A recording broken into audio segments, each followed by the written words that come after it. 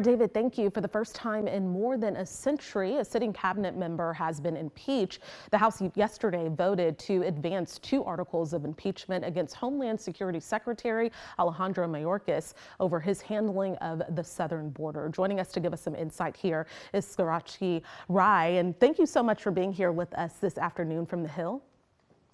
Thanks for having me. Glad to be here. Thank you. So what is the claim the House Republicans are making about why Mayorkas should be impeached? Look, the GOP has really cast migrants as a threat to the nation, and they've blamed Secretary Mayorkas for the fentanyl deaths in the US. They're saying he hasn't fulfilled his oath of office, and he's contributing to the rising migrant arrivals at the southern border.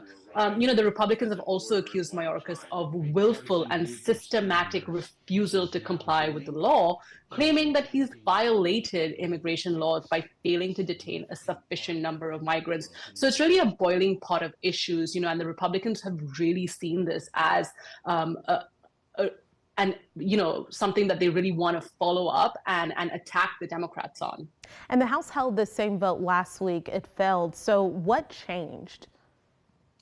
There were really dramatic scenes in the House of Congress last week. We saw a very tight vote between the Democrats and the Republicans in the House, where the Democrats got the edge over. The Republicans had a couple of absences on their end, and they were tied. And then we saw a Democratic representative, Al Green, being wheeled in a wheelchair and in hospital garb. He was coming straight from the emergency room. He had just had surgery. He had been recovering, and that really tipped the vote in the favor of the Democrats. So it was really dramatic scenes, and a kind of a very unexpected end to the evening for the Republicans. But what changed this week was that Steve Scalise, he's been getting treated for cancer.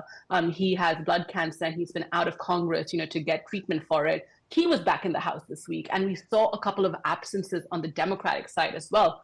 Rep. Judy Chu was out from COVID. A couple of lawmakers, one lawmaker on the Democratic side and one lawmaker on the Republican side couldn't make their fight because of the storm. So that tipped the edge in the Republicans' favor, where they finally, impeached Mayorkas in a very tight vote, 214 to 213. And just walk us through what happens next.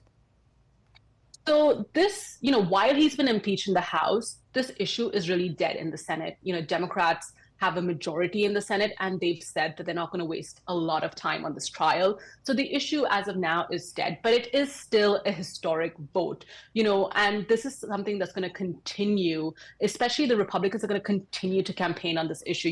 The Republicans view the border as a unifying issue for their entire conference, and they're using it as a battle axe against the Democrats as they head into November. Polls have showed us that Americans are growing increasingly worried about the situation at the border and the rising migrant arrivals. And this is something that is of growing concern to them.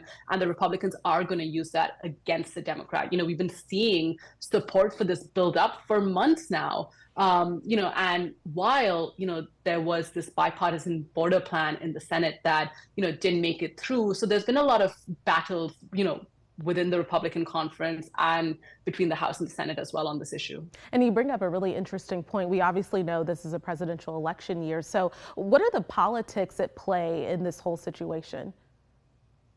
It is an election year, and the Republicans have really used the border and the issues around it to really hammer in the fact that they believe that President Biden is not doing a good enough job on the border. Now, obviously, the White House disagrees with this assessment, but they are going to use it in all of their campaigns and really, unify their conference in really attacking President Biden for some of his border policies and for the growing number of migrant arrivals at the border, which the White House will counter by saying, migrant,